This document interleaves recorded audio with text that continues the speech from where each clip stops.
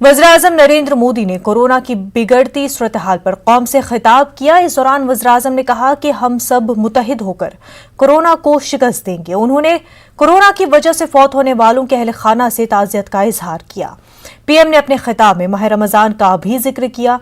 उन्होंने कहा कि माह रमज़ान हमें सब्र व तहम्मुल सिखाता है। मैं उम्मीद करता हूं हम सब कोरोना के रहनुमा खतूत पर अमल करेंगे और बहुत जरूरी रहा तभी घर से बाहर निकलेंगे। इस तरह हम खुद को और अपने घर वालों को सलामत रख सकते हैं।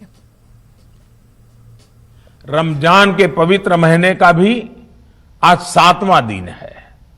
रमजान हमें धैर्य, आत्मसंयम और अनुशासन की सीख देता है। कोरोना के खिलाफ जंग जीतने के लिए अनुशासन भी, उसकी भी उतनी ही जरूरत है। जब जरूरी हो तभी बाहर निकले। कोविड यूपी के 5 शहरों में लॉकडाउन लगाने से मुतल्लिक इलाहाबाद हाईकोर्ट के फैसले पर सुप्रीम कोर्ट ने फिलहाल रोक लगा दी है। यूपी हुकूमत ने इलाहाबाद हाईकोर्ट के फैसले को सुप्रीम कोर्ट में चैलेंज किया था। अब इस मामले की अगली समाअत 2 हफ्तों बाद होगी। वाज़ेह कि यूपी में कोरोना की बेकाबू होती सूरत हाल पर इलाहाबाद हाईकोर्ट ने आज खुद नोटिस लिया था। इलाहाबाद हाईकोर्ट ने योगी हुकूमत से रियासत के 5 शहरों में मुकम्मल लॉकडाउन लगाने का फौरी हुक्म दिया है और पूरी रियासत में 15 दिनों का लॉकडाउन लगाने पर गौर करने को कहा था। इलाहाबाद हाईकोर्ट के द्वारा 5 जिलों में लॉकडाउन लगाने के आदेश को लेकर सुप्रीम कोर्ट से उत्तर प्रदेश सरकार को बड़ी राहत मिली है। दरअसल सुप्रीम कोर्ट ने उत्तर प्रदेश सरकार ने इलाहाबाद हाईकोर्ट के फैसले को चुनौती देते हुए यह कहा था कि सुप्रीम कोर्ट इलाहाबाद हाईकोर्ट के फैसले की समीक्षा करे। हालांकि सुप्रीम कोर्ट ने आज मामले की सुनवाई करते हुए इलाहाबाद हाईकोर्ट के आदेश पर रोक लगा दी है। वहीं सुप्रीम कोर्ट ने इस मामले में वरिष्ठ एडवोकेट पीएस नरसिम्हन को नियुक्त किया है। अमाइकस क्यूरी 2 हफ्ते के बाद सुप्रीम कोर्ट इस मामले की सुनवाई करेगा। मामले की सुनवाई के दौरान आज सुप्रीम कोर्ट में यह बताया गया उत्तर प्रदेश सरकार की तरफ से कि उत्तर प्रदेश सरकार कोरोना संक्रमण को लेकर बेहतर कदम उठा रही है। साथ ही साथ अगर इलाहाबाद हाईकोर्ट के आदेश पर रोक नहीं लगाया गया तो लोगों की जीवन और जीविका पर भी एक बड़ा असर पड़ेगा। बहरहाल सुप्रीम कोर्ट ने उत्तर प्रदेश सरकार की दलीलों को सुनकर इलाहाबाद हाईकोर्ट के आदेश पर रोक लगा दी। अब सुप्रीम कोर्ट 2 हफ्ते के बाद दोबारा इस मामले पर सुनवाई करेगा। कैमरामैन जगदीश गौतम के साथ सुशील पांडे, न्यूज़ 18 दिल्ली। यूपी में वीकेंड लॉकडाउन का ऐलान कर दिया गया है। जुमे की रात से पीर की सुबह तक वीकेंड लॉकडाउन रहेगा। इस दौरान पूरी रियासत में मार्केट और दुकानें बंद रहेंगी। इसके अलावा रात 8 बजे से सुबह 7 बजे तक नाइट कर्फ्यू रहेगा। कोरोना के बढ़ते केसों के बीच योगी हुकूमत ने यह फैसला लिया है।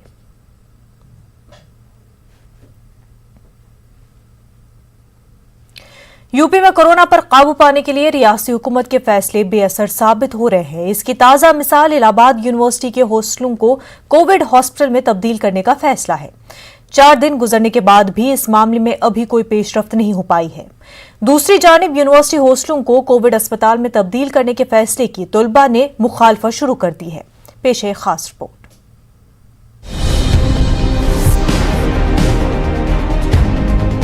गुज़िश्ता 16 अप्रैल को इलाहाबाद यूनिवर्सिटी इंतजामिया ने यूनिवर्सिटी के तकरीबन 1 दर्जन हॉस्टल्स को कोविड अस्पताल में तब्दील करने का ऐलान किया था। यूनिवर्सिटी इंतजामिया ने यह भी कहा था कि हॉस्टलों को फौरी तौर से खाली करवाकर इनको कोविड अस्पताल की शक्ल दे दी जाएगी। यूनिवर्सिटी के इस ऐलान के बाद अभी तक इस मामले में कोई पेशरफ्त नहीं हो पाई है। अलबत्ता यूनिवर्सिटी हॉस्टल में रहने वाले बेशतर तलबा ने हॉस्टल खाली करने से ही इनकार कर दिया है। विश्वविद्यालय प्रशासन का यह लिया गया जो निर्णय है बिल्कुल जायज़ नहीं, क्योंकि हम अगर इस समय घर जाएंगे तो हमारे घर पे हमारे माता पिता हैं, बुजुर्ग दादा दादी हैं, तो उनके लिए खतरा बढ़ सकता है। कोविड वार्ड बनाने के बाद हम बच्चे मतलब कहाँ जाएंगे? जो बच्चे ताला बंद करके जा चुके हैं घर पे, उनका सामान वगैरह वो कहाँ रखा जाएगा? यहाँ अगर दिक्कत हुई सबसे पहले हमको घर जाना पड़ेगा और दूसरी बात सामान लेके जाना पड़ेगा और उसके लिए कोई सुविधा है नहीं। जो 8-10 लोग यहाँ पे रह रहे हैं कि नए लोगों को नहीं आने दिया जाए, उनका प्रवेश वर्जित किया जाए और जो लोग रह रहे हैं उनको आराम से रहने दिया जाए, पढ़ाई लिखाई जिससे उनकी चल सके। अगरचे इन हॉस्टलों में रहने वाले बेशतर तलबा अपने घरों को वापस जा चुके हैं, ताहम हॉस्टलों में अभी भी ऐसे तलबा रिहाइश पजीर हैं जो किसी न किसी इम्तिहान की तैयारी में मसरूफ है।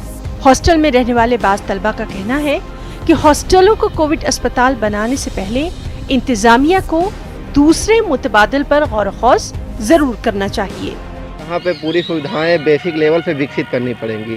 वहीं प्राइवेट हॉस्पिटल है, सरकार को उन्हें भी अधिग्रहित करना चाहिए, क्योंकि ये संकट का समय है। जितना हो सके हर व्यक्ति को इसमें मदद करनी चाहिए। अभी तक यूनिवर्सिटी इंतजामिया या हुकूमत की जानिब से हॉस्टलों को खाली कराने या इनको अस्पताल बनाने की शुरुआत नहीं की गई है। इलाहाबाद में कोरोना की सूरत हाल दिन ब दिन संगीन से संगीन तर होती जा रही है। अस्पतालों में बेड हासिल करना जुए शीर लाने के बराबर हो गया है। ऐसे में यूनिवर्सिटी के दर्जन भर हॉस्टलों को कोविड अस्पताल में तब्दील करने के फैसले पर जल्द अमल न किया गया तो हालात मजीद संगीन हो जाएंगे। न्यूज़ 18 उर्दू के लिए इलाहाबाद से मुश्ताक आमिर की रिपोर्ट। आलमी शोहरत याफ्ता उर्दू अदीब फिक्शन निगार मुशर्रफ आलम ज़ौक़ी के इंतकाल से उर्दू दुनिया में रंजो गम का माहौल है। मुशर्रफ आलम ज़ौक़ी असर हाजिर के ऐसे अफसाना निगार थे जिसने खास तौर पर नौजवान नस्ल को अपनी तहरीर से काफ़ी मुतासर किया। उनके नावल और अफसाने जो बहुत मशहूर हुए उन पर मुताद्दिद PhD हो चुके हैं। उनके नावलों में बयान मुसलमान और मुर्दा खाने में औरत काबिल जिक्र है। अदबी तकरीबात में शिरकत के हवाले से मुशर्रफ आलम ज़ौक़ी का मेरठ से खास रिश्ता रहा है। खास तौर पर मेरठ की चौधरी चरण सिंह यूनिवर्सिटी के शोबे उर्दू में मुनक़्क़िदा सेमिनारों और प्रोग्रामों में मुशर्रफ आलम ज़ौक़ी की शिरकत रहती थी। गुज़िश्ता रोज़ मुशर्रफ आलम ज़ौक़ी के इंतकाल की खबर मिलने के बाद से यूनिवर्सिटी के शोबे उर्दू में भी गम का माहौल है। शोबे के असातिज़ा मुशर्रफ आलम ज़ौक़ी और अंजुम उस्मानी जैसी शख्सियात के अदबी खिदमात को याद करते हुए खराज अक़ीदत पेश कर रहे हैं। दुनिया निगाह खाना आदमियत है, यहाँ हर रोज़ आदमी आते हैं जाते हैं, लेकिन कुछ शख्सियतें ऐसी होती हैं जिनका जाना जो है वो एक पूरे आलम को, बहुत बड़े समाज को मुतासिर करता है। जाहिर है कि वो जो तासुर है, उसका जो मुतासिर करने की जो क़ुव्वत है वो उनके फेल की वजह से होती है, उनकी काम की वजह से होती है। जो काम उन्होंने यहाँ छोड़े हैं उन्हीं को कहते हैं खिराज अक़ीदत पेश किया जाता है। जाहिर है कि इस वक्त आज का जो दिन है मुशर्रफ आलम ज़ौक़ी या अंजुम उस्मानी का जाना जो है उर्दू अदब के लिए एक बहुत पूरी उर्दू दुनिया के लिए एक बहुत बड़ा सदमा है।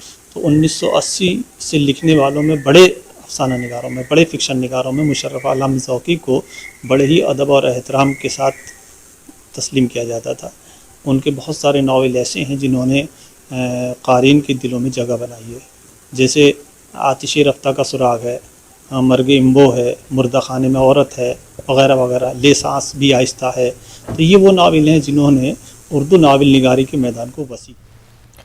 कोरोना इन्फेक्शन के तेजी से बढ़ रहे मामलों के साथ ही अब कोविड के इलाज में इस्तेमाल होने वाले रेमडेसिविर इंजेक्शन के अलावा फ्लू और मौसमी बुखार में इस्तेमाल होने वाली दवाओं की बाजार में किल्लत हो गई है। मगरबी यूपी के सबसे बड़े थोक दवा मार्केट मेरठ के खैर नगर बाजार में ज़रूरी दवाओं की कमी से लोग परेशान हैं।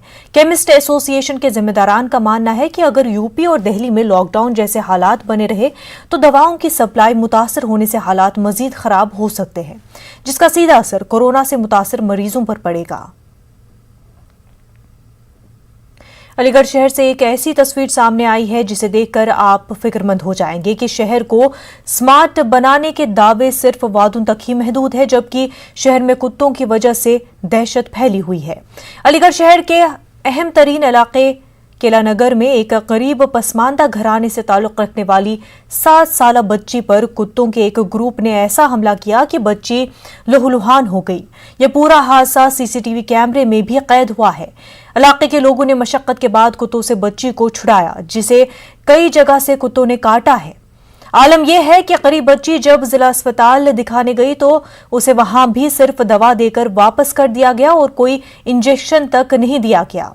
बच्ची की मां और इलाके के म्युनिसिपल काउंसलर ने भी इस हादसे पर नगर निगम की सख्त तनकीद की है। अलीगढ़ में मासूम बच्ची के साथ पेश आए हादसे पर नगर निगम और अलीगढ़ मेयर की चौतरफा तनकीद की जा रही है, जहां समाजवादी पार्टी के साबिक शहर सदर इसहाक ने कुत्तों के जरिए मासूम बच्ची पर किए गए हमले को नगर निगम की लापरवाही करार दिया है। उन्होंने कहा कि कई सालों से अलीगढ़ को स्मार्ट सिटी बनाने का जो झूठा बोला जा रहा था वो आज सबके सामने आया हो गया है। अलीगढ़ की मारूफ समाजी तंजीम उड़ान सोसाइटी और मंगला फाउंडेशन के जरिए मुफ्त दवा और मास्क तकसीम के लिए कैंप लगाया गया, जहां मुकम्मल समाजी दूरी इख्तियार करते हुए लोगों को इम्यूनिटी बढ़ाने और कोरोना से बचने के लिए मास्क बांटे गए। इस मौके पर तंजीम के सरपरस्त जी मिश्रा और दीगर लोगों ने कहा कि आज जरूरत बीमारी से बचाव के तरीकों पर अमल करने की भी है। उन्होंने कहा कि हम लोगों को यही समझ रहे हैं कि समाजी दूरी का ख्याल रखते हुए अपनी इम्यूनिटी को बढ़ाने का काम करें, साथ ही होम्योपैथिक दवाएं भी इस्तेमाल करें ताकि आप खुद को महफूज रख सकें और इस वबा के खात्मे में हुकूमत का ताउन कर सकें। यूपी के साथ अलीगढ़ में कोरोना के मुसलसल बढ़ते हुए केसों को मलहूज रखते हुए इंडियन मेडिकल एसोसिएशन अलीगढ़ के जिम्मेदारान ने टेलीमेडिसिन की शुरुआत की है। इंडियन मेडिकल एसोसिएशन के अलीगढ़ के सेक्रेटरी डॉक्टर भरत वारशनी ने बताया कि हमारी टीम ने तय किया है कि कोरोना के दौर में मुख्तलिफ अमराज के मरीजों जो परेशानियां पेश आ रही हैं उसके लिए टेलीमेडिसिन की शुरुआत करेंगे, जिसमें फिजिशियन, टीबी एंड चेस्ट, अमराज निस्वा, dental, general surgeon, orthopaedic, general surgeon और अमराज अतफाल वगैरह की टेली ओपीडी शुरू की जाएगी। समाजवादी पार्टी ने गवर्नर के नाम खून से एक खत लिखा है। खत में कोरोना मरीजों के साथ बढ़ती जा रही लापरवाही को उजागर किया गया है कि किस तरह कोरोना मरीजों को इलाज से महरूम रखा जा रहा है। न इंजेक्शन है, न ऑक्सीजन सिलेंडर है। लोगों से बेजा दाम वसूल किया जा रहा है कि जनता सड़कों पे मर रही है, लोग अस्पतालों के सामने मर रहे हैं, ना उनके पास बेड है, ना ऑक्सीजन सिलेंडर है और ना दवाइयां हैं। और जो दवाइयां होम आइसोलेशन के नाम पे लगाई गई थी। बुलेटिन में फिलहाल इतना ही। हमें दीजिए इजाजत। आदाब।